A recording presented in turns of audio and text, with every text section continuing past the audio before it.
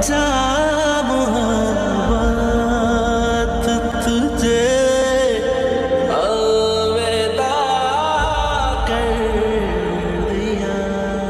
मोहब्बत का एक उसूल है, जब ये देने पर आती है तो दिलों की सल्तनत सौंप देती है, बादशाहत नसीब कर देती है।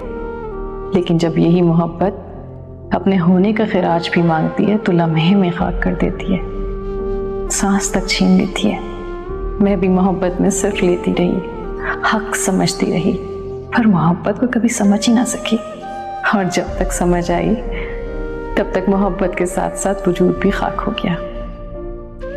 देखा है मैंने इस दुनिया का रिवाज इश्क, जहां आम से खास हो जाते हैं, फिर खास से खाक। फिर से एक बार उजड़ जाते हैं, फिर से एक बार उजड़ जाते हैं, चलते